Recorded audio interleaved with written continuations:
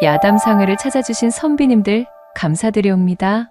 야담상회, 오늘의 이야기 시작합니다.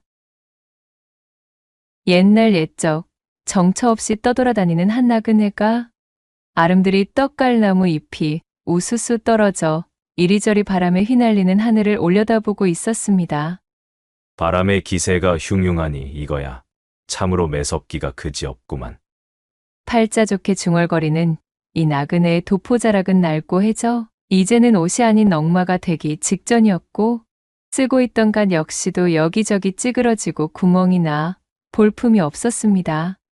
10월 상달 짧은 햇살이 길게 누워버린 스산한 볕을 받아 그늘이 진 그의 얼굴은 꼬깃꼬깃 접어놓은 쌈지 마냥 볼품이 없었지만, 희한하게도 그 두 눈만은 총명함을 잃지 않고 형형하여 번쩍이고 있었지요. 이 희한한 나그네의 이름은 풍생으로, 그는 관상과 점을 보는 얕은 재주를 지닌 떠돌이였습니다.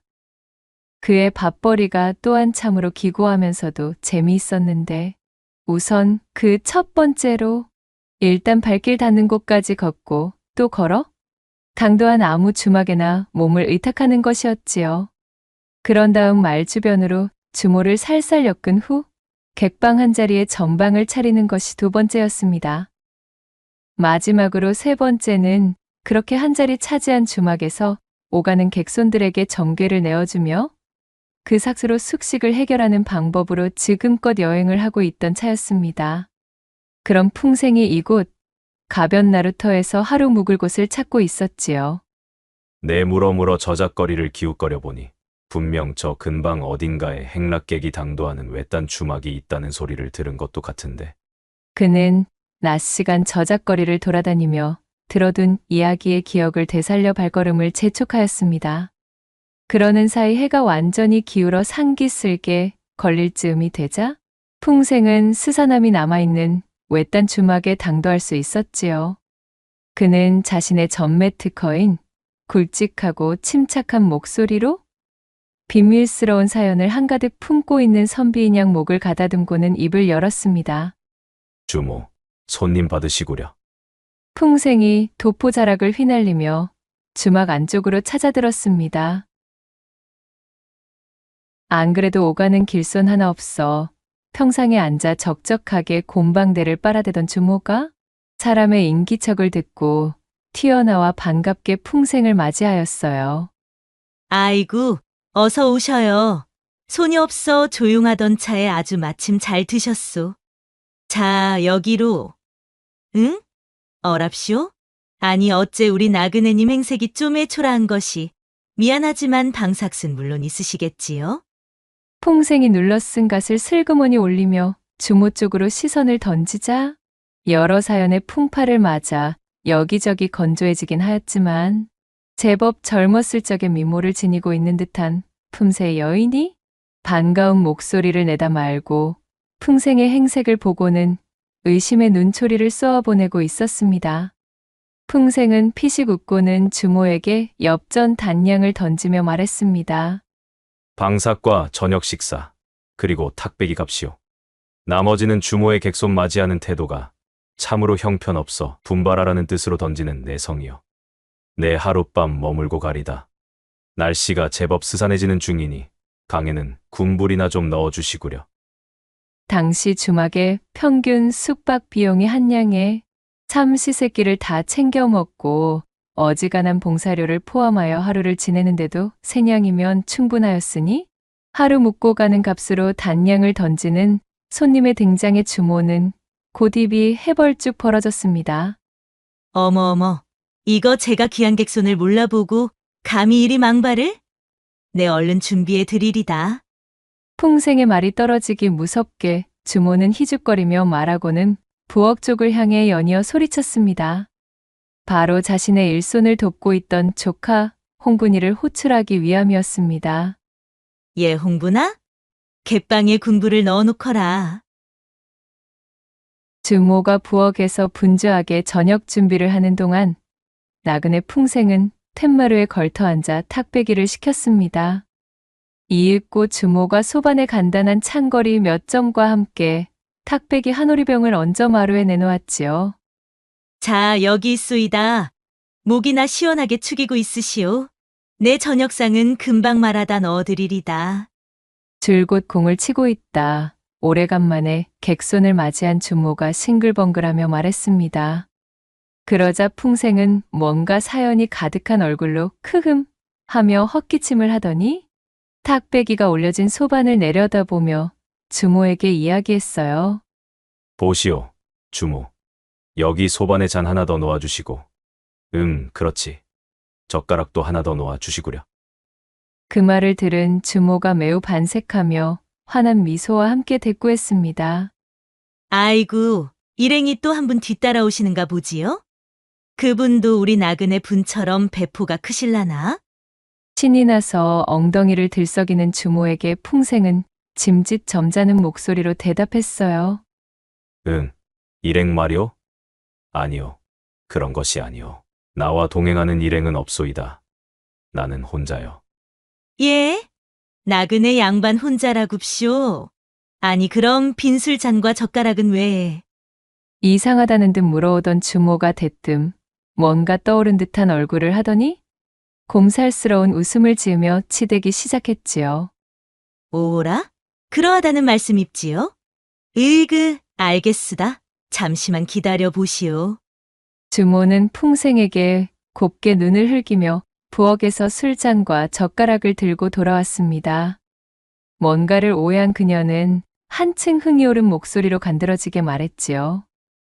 이거야 원. 그렇지 아니해도 목이 칼칼하니 한창 마르던 참이었는데. 나그네 분께서 1인의 사정도 봐주시니 내 함께 대작 상대라도 해드리지. 그리고는 주모가 풍생과 대작하기 위해 술상이 놓인 툇마루에 엉덩이를 걸치며 털썩 주저앉았습니다. 그 모습을 물끄러미 바라보고 있던 풍생이 다시 입을 열었어요. 그러시오? 뭐 그것도 괜찮겠지. 거 주모도 술 한잔 하고 싶으면 주모분의 잔과 젓가락을 또 가지고 와 앉으시오. 뭐시라고요? 또 젓가락과 술잔을 내오라고요? 주모도 함께하고 싶다 하지 않았소.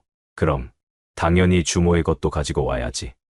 아니, 그럼 방금 가져온 이 젓가락과 술잔은 대관절 누구의 몫이란 말이오? 함께 붙은 일행분도 없으시다면서? 주모가 어리둥절한 표정을 하며 풍생에게 따졌습니다. 궁금하거들랑 내 천천히 이야기해 줄 것이니 어서 젓가락과 술잔이나 챙겨 들고 오시구려. 풍생의 말에 주모는 고개를 갸웃하며 몸을 일으켜 부엌으로 들어갔습니다. 이윽고 그녀가 자신분의 빈잔과 젓가락을 들고 오자 술상 위에 오른 잔이 총 3개가 되었지요. 주모는 풍생에게 술 한 잔을 따라 주었습니다.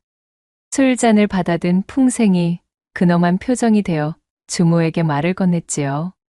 자, 여기 내 옆에 빈잔에도 술을 한 잔 따라 주시구려. 풍생의 주문에 주모가 연신 이상하다는 표정으로 빈잔에 술을 따랐습니다. 뒤따라 풍생이 주모의 손에서 호리병을 받아들고 주모의 술잔을 가득 채워주었습니다. 자, 거나하게 한 잔씩들 하십시다. 풍생은 술잔을 하늘 쪽으로 치켜들며 외치고는 제 술잔을 깔끔하게 비웠습니다. 그리고 나서 임자 없는 옆자리 술잔을 들고는 또 비우는 것이었지요. 아니 이보셔요. 나그네 양반. 대체 그 나머지 술잔은 어인 연유로 깔아두는 것이오? 있지도 않은 사람의 몫을 얻지? 주모가 의아한 표정으로 풍생을 쳐다보며 물었습니다.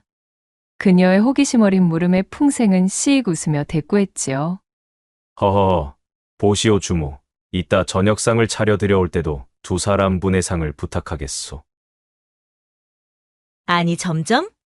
거 연유라도 좀 속 시원히 말씀해 주시구랴. 궁금해 미칠 지경인데 이리 뜻만 잔뜩 들여놓고 어찌 대답을 해주지 않는 게요? 저녁상을 드려오면 내 그때 속 시원히 말씀드리리다. 이후 풍생은 아까와 마찬가지로 2 술잔을 번갈아 비우며 탁배기를 해치웠고 주모는 근질거려 못 견디겠다는 얼굴이 되어 소리쳤습니다. 홍분아, 저녁상은 2사람분 지어 올려라. 알겠어요, 이모. 객방에 군부를 지펴놓고 마늘을 다듬던 홍분이가 주모의 부름에 부엌에 들어가 저녁상을 차리기 시작했습니다. 그러는 사이 풍생은 탁배기 두오리병을 기세 좋게 비워내었고 읽고 몸을 일으켜 객방으로 들어갔습니다. 곧이어 주모가 조금은 기괴한 2명분의 저녁상을 풍생의 객방 안으로 들여놓고 나왔지만 그녀는 도저히 호기심을 참을 수가 없었습니다. 도무지 궁금해서 잠이 안 올성 싶은 것이 아니 되겠다. 대체 아까부터 왜 2명분을 준비해달라 하는지 묻지 않고는 내 소병이 나도 단단히 날 것 같으이. 주모는 다락에서 고이고이 보관해둔 도라지주를 꺼내들고 풍생의 객방으로 찾아들었지요. 보시오 나그네 양반. 내 정말이지 귀한 객손에게만 한 잔씩 내어드리는 20년 묵은 도라지주요. 어디 그 맛이나 한번 봐보시구려. 주모는 사람 좋은 웃음을 터뜨리며 풍생에게 엉덩이를 붙이고 앉았습니다. 풍생은 살며시 미소 지으며 또다시 빈잔을 가지고 오라고 일렀지요.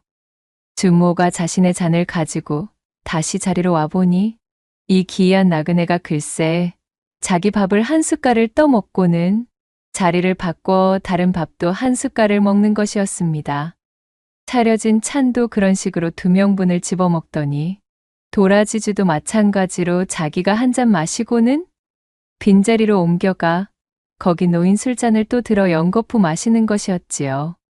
그 꼴을 가만히 보고 있던 주모가 드디어 참지 못하고 물었습니다. 이보시오 나그네 양반. 대관절 무슨 사연이 있기에 그리 매번 2사람분의 식사와 술상을 받는 것이오? 네, 이것이 궁금하여 도무지 오늘 밤 잠에 들지 못하겠으니 제발 그 연유나 좀 가르쳐 주시오. 주모가 계속해서 조르고 또 조르자 풍생이 마지못해 털어놓는다는 듯 겸연쩍게 웃으며 입을 열었습니다.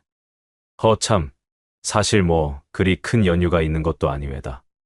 그저 어릴 적부터 한 동네에서 한시에 태어나 서당에서도 함께 공부하며 장차 나라를 위해 큰일을 하자던 중마고우가 그만 작년에 이승을 하직하고 말았다. 내 그 친구와 해둔 약조가 있었거늘 약조를 지켜내기도 전에 친구가 먼저 떠나고 말았으니 원통한 마음에 맡기니마다 그 친구의 분을 챙기고 있는 것뿐이라. 여기까지 말한 풍생은 더 이상 말을 잇지 못하고 고개를 늘어뜨렸습니다. 어느새 그의 어깨를 들썩이며 얼큰한 눈물을 토해내고 있었지요.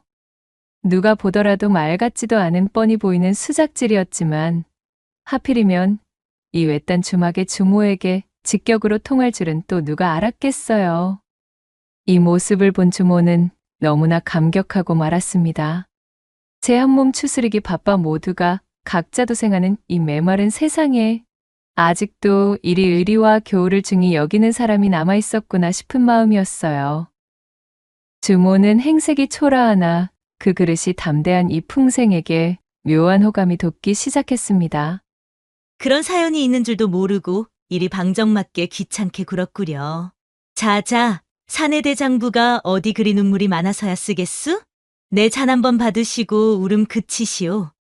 오늘은 객손도 없고 나도 오늘 장사는 그만두고 우리 나그네님이랑 잔이나 더 나눠야겠수. 주모가 몸을 들썩이며 더욱 풍생의 곁으로 다가 앉으며 말했습니다.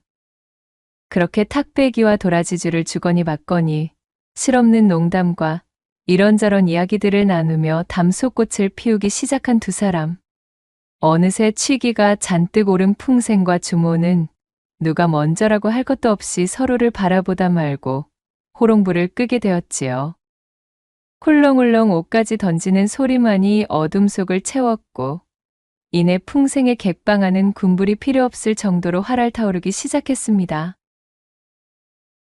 그렇게 한창 건장한 풍생과 농익은 주모가 온 방 구석구석을 헤집으며 비와 구름을 몰고 오다가 서로가 가쁜 숨을 토하고 쓰러져 취기를 벗삼아 잠이 들고 말았습니다. 한참이나 시간이 지나고 새벽 달기 울며 어스름 하늘이 밝아오자 소피를 보기 위해 주모가 비몽사몽 눈을 떴습니다. 응. 아니 이 양반이 어디를 간 게야?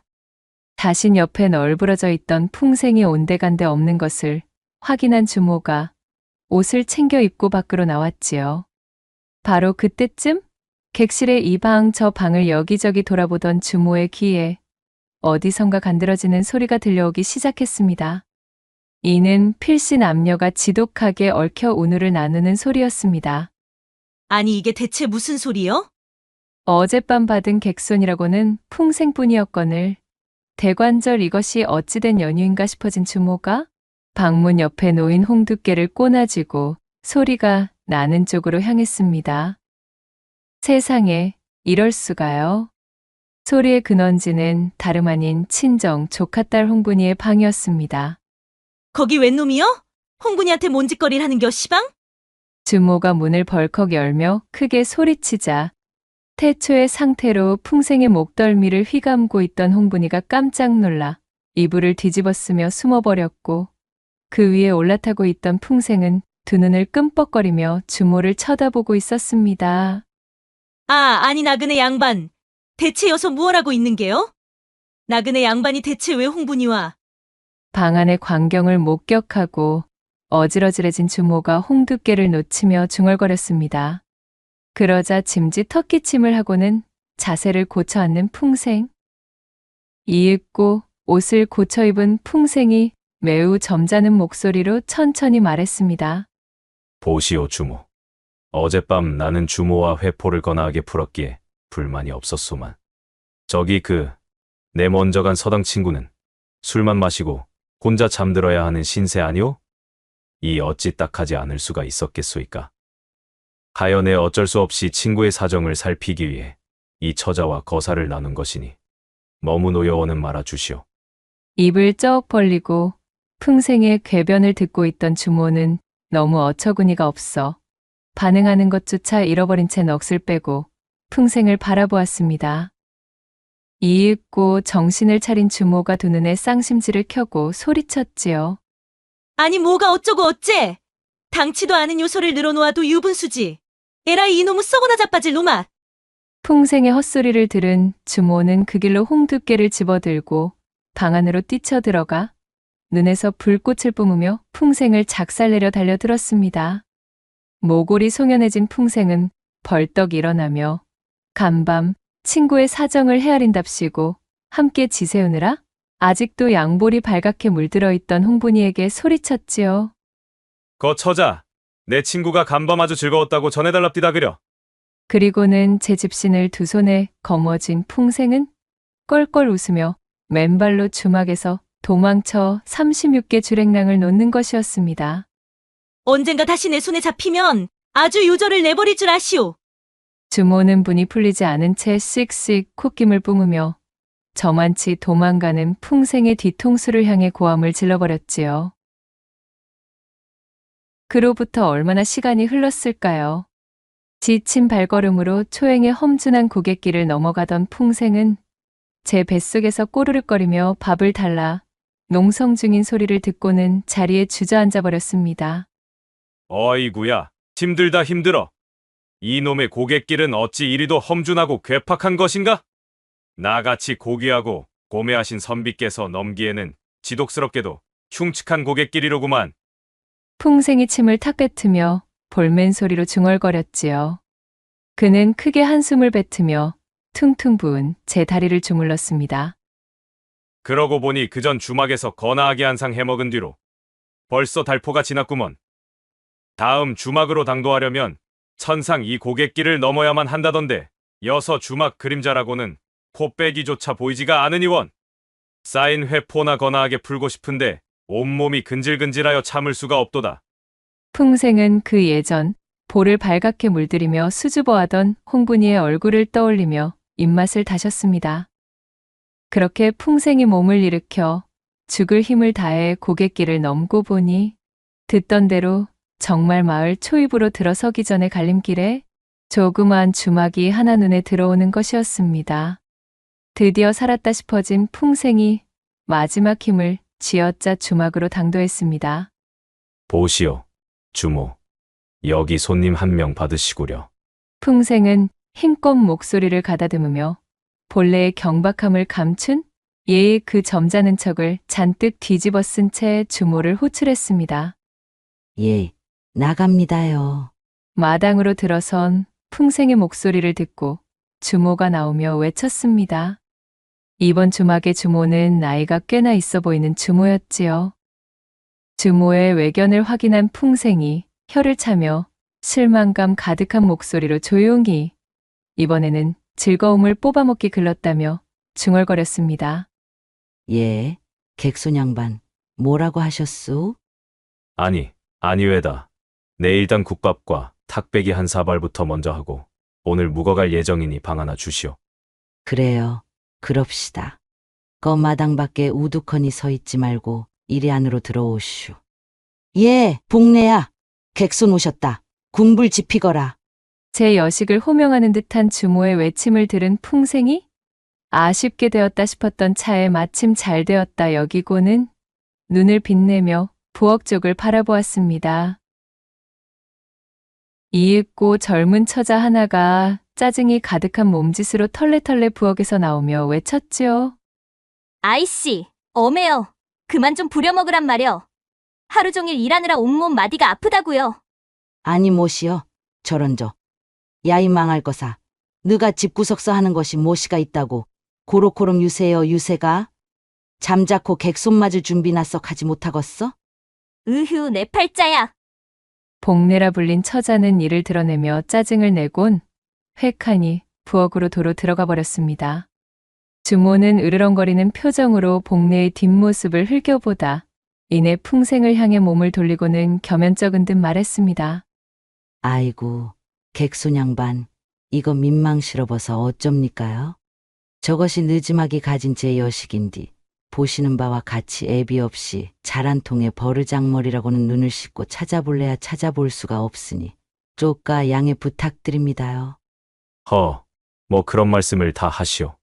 본디 자식 이기는 부모가 어디에 있겠소? 객손들 눈치 봐가며 양해를 구할 일이 아니니 전혀 심려하지 마시구려. 그나저나 주모께서는 어찌 깊은 사연이 좀 있어 뵙니다마는. 이 몸이 이리 늙어 낮아빠지기 전에는 그래도 저쪽 개성바닥에서 나름대로 이름 있는 기녀롭게 날려본 역사가 있습지요. 헌데 어쩌다 보니 이렇듯이 그 애비가 누군지도 모르는 딸아이 하나를 얻고 난 뒤로는 퇴기 신세가 되어 흘러들었고 이놈의 조그만 주막 하나 겨우 건사하여 꾸려가고 있지를 않았겠소? 조선 팔도에 이쯤 되는 사연 없는 이가 어디 있겠소마는 대충 그러한 사연이 왜다? 대답을 마친 주모가 자신의 지나간 세월을 곱씹듯 주름이 진 눈웃음을 흘리며 쓸쓸하게 웃었습니다. 풍생은 주모의 대답을 듣고는 평상에 앉아 한동안이나 잠자코 생각에 잠겼지요. 그는 복내가 들어간 부엌과 주모를 번갈아서 바라보더니 이내 힘차게 고개를 끄덕였습니다. 쏘은살을 닮은 시간은 하염없이 흘러갔습니다. 풍생이 주막에 당도한 날로부터 달포가 지난 시점이었지요. 그 시절 작고 한산하던 이 주막집에는 새로운 객방이 들어섰습니다. 바로 이 주막방의 가장 구석방에 호련히 등장한 자칭 도사 나그네가 자리를 잡은 까닭이었습니다. 두말할 것도 없이 도사의 정체는 풍생이었지요. 그는 이 주막에 흘러들어 늙은 주모의 사연을 들은 이후 이곳에 진을 치고 뿌리를 내린 것이었습니다. 나름대로 그간 여기저기 굴러먹으며 다져온 그의 잔재주가 신통하였기에 그가 봐주는 관상의 정괴나 사주팔자 해몽풀이가 그럭저럭 적중력이 괜찮았던 모양으로 오고 가는 객손들을 상대로 꽤 장사가 되는 터였습니다. 그렇게 이 주막만의 특산물처럼 여겨져 객손들의 이목을 끌자 신이 난 주모가 그를 눌러 앉히게 되었고 그렇게 맨 끝 객방에 장기 투숙을 하게 되었지요. 이것이 나그네 풍생의 입장에서도 제법 쏠쏠했던 것이 제 남편의 바람기가 사주에 깃들어 있나를 알아보고픈 아낙네들이 점을 보기 위해 방문하는 일이 띄엄띄엄 있었습니다. 그리하면 풍생은 아낙들에게 이 핑계 저 핑계를 대고 저주와 애군을 쫓아낸다는 미명 아래 그녀들을 꾀어내 야음을 틈탄 한바탕 주물럭 잔치를 벌일 수 있었던 것이었지요. 다음 날 아침 얼굴이 발갛게 물든 아낙네가 황급히 주막을 빠져나가고 나면 풍생은 배를 두드리며 거하게 한상 차려먹은 얼굴이 되어 만족의 웃음을 내뱉곤 하였습니다. 때로는 탁배기에 취한 손님들이 즉흥적으로 사주팔자를 보고 가기도 하여 풍생은 그럭저럭 돈 품께나 벌고 있었으나 주막집의 숙식비로 주모에게 돈을 내어주는 법은 없었습니다. 주모의 말대로 젊은 시절엔 꽤 이름난 기녀로 이 남자, 저 남자 품에서 그 콧대가 높게 까다로운 노름을 놓았지만 어느덧 세월을 정통으로 두드려 맞아 설이 맞은 호박꽃이 된 신세가 된 그녀였지요. 탁배기를 거르고 국밥을 마는 주막집, 주모의 신세로 전락하게 된 자신의 인생이 참으로 더섭고 귀구하여 한숨만 내놓던 차에 이 기묘한 나그네 풍생의 방문과 함께 주막이 번성하고 또한 몸이 들떠 간지러운 밤이면 자신의 여식 복례가 잠든 것을 확인한 이후 몰래 구석방의 풍생에게로 발걸음을 향하고 말았던 것입니다. 이런저런 사연과 외로움을 토로하던 주모는 결국 풍생에게 몸의 사주팔자를 셈해보는 시간을 가지게 되었고 풍생은 눈을 질끈 감고 이 주모를 몇 번 꾹꾹 눌러준 다음 복채 대신으로 숙식을 해결하고 있는 것이었지요. 그렇게 여느 때와 다름없는 시간들이 지나고 주모의 무남동녀 외동딸 복례가 어느새 이윽고을의 총각과 혼산날을 받게 되었습니다. 딸아이만큼은 남부럽지 않게 시집을 보내고 싶었던 주모는 이런저런 혼수품들을 준비하기 위해 꼭두 새벽부터 분주하게 나룻배를 타고 강 건너의 대장터 고을 저작거리로 나선 터였습니다. 해가 중천에 걸린 점심나절, 주모의 딸 복례가 주모의 부탁에 따라 조촐한 점심상을 차려 풍생의 객방문을 두드렸습니다. 어휴, 귀찮아 죽겠네. 자요, 여기 밥이에요. 얼씨구, 점례야. 변함없이 쌀쌀맞기 그지없는 태도로구나. 어디 그래가지고 밥상이 엎어지겠느냐? 더 힘차게 내려놓아야지. 점례는 풍생을 처음 만난 날 이후로 한결같이 한겨울서리 같은 대바라진 태도를 보여왔지요. 그런 점례가 마치 내던지듯 방바닥에 밥을 올린 소반을 내려놓으며 귀찮아했고 그 퉁명스러운 모습을 본 풍생이 웃으며 농을 던졌습니다. 흥, 되도 않는 소리 마시고 먹고 나서 방문 밖에 상이나 빼두셔요. 자고 일어난 이불을 개며 정리하던 풍생을 향해 복례가 쏘아 붙였고 풍생은 기지개를 켜며 그녀에게 대답했습니다. 오냐, 알겠다. 내 그리아마. 그나저나 복례야. 너 시집갈 준비는 끝마쳤느냐? 혼산날이 코앞인데 설마 그 중요한 것을 안 해놨으려고. 무슨 소리여요? 시집갈 준비라니. 그딴 것이야. 지금 엄마가 분주하게 하고 있잖아요. 안 그래도 얼굴 한번 못 본 사내에게 시집가야 하는 판국이라 억장이 무너지는데 지금 누구 놀리시는 거예요? 복례가 눈에서 불꽃을 튀기며 한층 퉁명스럽게 답했습니다. 아이고, 이놈아. 내 어미가 열심인 것은 시집가며 가져갈 혼수품의 준비이고 내가 말하는 것은 다름 아닌 첫날 밤을 치를 유키에 대한 교육을 모두 이수하였느냐 하는 것이다. 벌레를 씹은 표정으로 으르렁대던 점례가 풍생의 말에 귀를 쫑긋 세우며 물었습니다. 호기심이 제대로 동한 듯 싶었지요. 뭐시라고요? 아니 대체 그것이 무엇인데요? 저는 난생 신부가 되기 위한 교육 중 그러한 과가 있다는 사실은 처음 듣는 이야기인걸요? 학문이라면 어디 서당이나 다니는 잘난 사내놈들 이야기이지 저 같은 계집에게 가당키나 한 말인가요? 내원 참, 아무리 급하게 치르는 혼사라고 하지만 그래 이 중요한 것조차 가르쳐주지 않았다는 말이더냐? 내 어미도 참 주막의 일만 바빴지 아주 맹한 구석이 있구나. 복례가 두 눈을 깜박거리며 고개를 갸웃거렸습니다. 한껏 분위기를 잡은 풍생이 굉장히 비밀스럽고도 중요한 국사를 논하듯 중얼거리자 복례의 호기심이 한계까지 치달은 것이었지요. 풍생은 속으로 오늘 아주 제대로 걸렸다 싶어진 차였습니다. 그는 조심스레 방문 밖으로 얼굴을 내밀어 주변을 두리번거리고는 아무도 없음이 확인되자 복례에게 손짓해 방 안으로 들어오라 이르는 것이었지요. 자, 내 어미에게는 나도 많은 도움을 받았으니 평소 같았으면 이 어디 서당에 진득하니 앉아 돈을 받고 가르쳐주는 신부 수업이다만 내 특별히 내게는 공짜로 일러주도록 하마. 얼굴 한번 보지 못한 신랑이라고는 하나. 앞으로 너와 함께 쭉 살을 맞대고 살 사람인데. 내 말이면 껌뻑 죽도록 만들어 놓아야 너의 남은 인생도 탄탄대로처럼 펼쳐지지 않겠느냐? 그것을 가능케 해주는 것이 바로 이 유키이니라. 풍생이 정자를 틀어안고 연설을 시작하자 그간 풍생을 하찮게만 바라보던 복례의 눈이 어느새 초롱초롱 빛나기 시작했습니다. 자, 모름지기 신부라 하면 말이다. 초야의 신랑에게 유키, 즉 6가지 기쁨을 주어야 백년해로를 하는 법. 착, 온, 요, 요본, 감창, 지필, 이렇게 6가지 단계를 연습하고 꾸준하니 갈고 닦아야 비로소 좋은 신부감이 될 수 있는 것이란다. 이것을 통달하게 되면 그야말로 시집가서 소방 맞을 걱정은 일절 메어두어도 좋지. 어디 그뿐이겠느냐?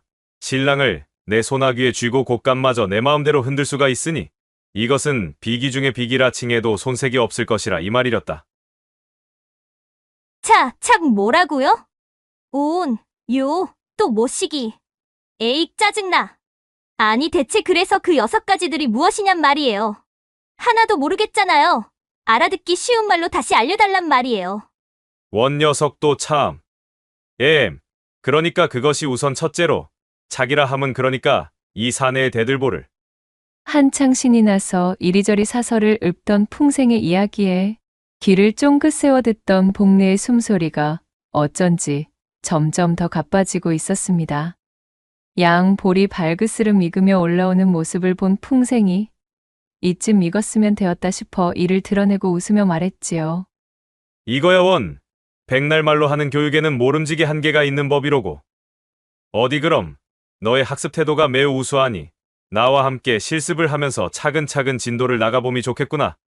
풍생이 방문을 굳게 걸어 잠그고 옷고름을 풀기 시작했습니다. 치마끈이 해제되는 사이 복례는 기다렸다는 듯 자신의 몸을 풍생에게 맡기고 말았어요. 그렇게 그녀는 풍생에게 깊숙하게 들어오는 가르침을 받으며 오후 늦게 주모가 돌아오기 전까지 각종 방종에 대한 기회를 몸소 터득하게 되었습니다. 그날 이후로도 주모가 혼례 준비로 출타했다 하면 복례는 어김없이 풍생의 객방으로 달려가 유키에 대한 거나한 실습을 받았습니다. 복례의 학구열이 어찌나 뛰어나고 그 배움의 깊이가 솔찬히도 깊던지 그녀의 볼은 제철을 맞은 봉숭아처럼 붉은 빛으로 물들어 헤어나오지를 못하는 것이었습니다. 이것이 차악이고 또 이것은 요.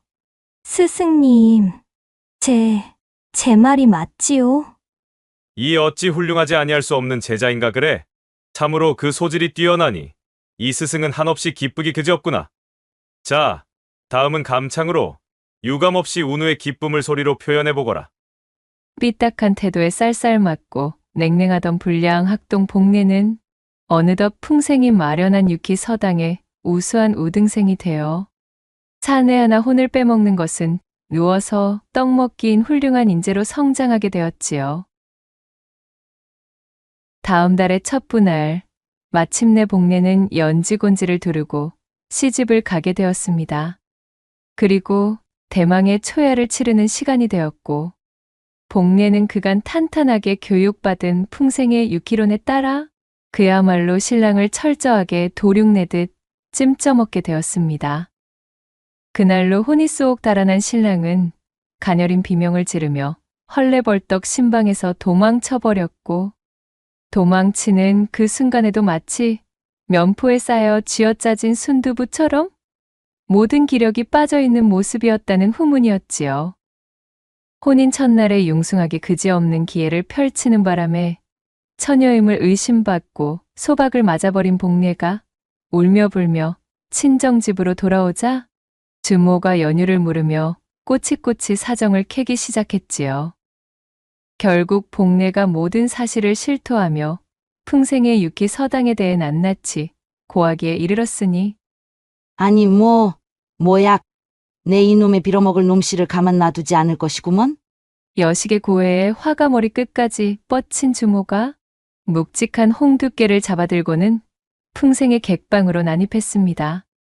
잠에서 덜 깬 표정으로 주모를 올려다보던 풍생은 그녀의 호된 홍두깨, 찜질을 벗어날 수가 없었습니다. 그렇게 풍생은 주모의 홍두깨 찜질에 곤죽이 되어 축 늘어져 버렸지요. 주막의 마당에는 풍생이 내던진 단말마가 가득하니 울려 퍼졌습니다.